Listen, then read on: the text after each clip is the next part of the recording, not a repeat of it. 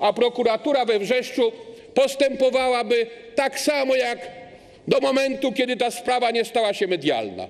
Tak myślą obywatele. Powiem jeszcze więcej.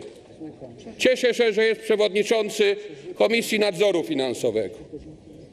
W Polsce w tej chwili funkcjonuje mnóstwo, chciałbym się dowiedzieć od pana przewodniczącego Komisji Nadzoru Finansowego, pana Andrzeja Kubiaka, firm światowych na zasadzie tak zwanych platform inwestycyjnych, na zasadzie tak zwanych paszportów europejskich.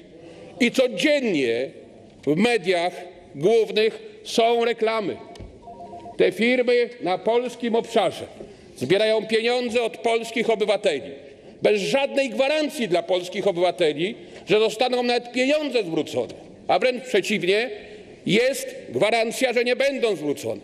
Powiem więcej, Polska chwaliła się i to cały czas w tym momencie, kiedy my tutaj debatujemy, polscy obywatele są narażeni na te wszystkie konsekwencje.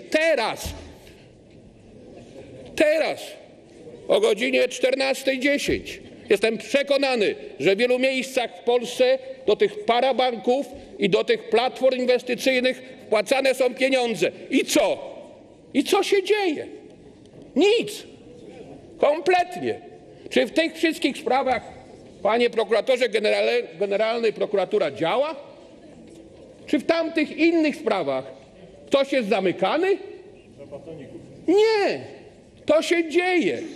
Czy my z Komisji Nadzoru Finansowego znamy nawet nazwy tych platform inwestycyjnych funkcjonujących na zasadzie paszportu europejskiego? Nie, nie znamy, bo Komisja Nadzoru Bankowego odpowiedziała, że nie nadzoruje tego rodzaju instytucji i przedsięwzięć. To kto nadzoruje?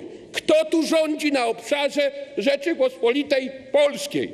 Jak nazywa się organ władzy wykonawczej? Nazywa się Rada Ministrów pod kierunkiem pana premiera Donalda Tuska.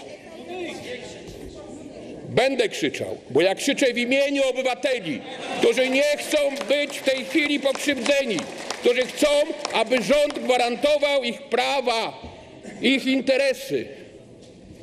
Drodzy państwo, i kolejna sprawa już niezwykle ważna. Kwestia prokuratury. Kwestia prokuratury.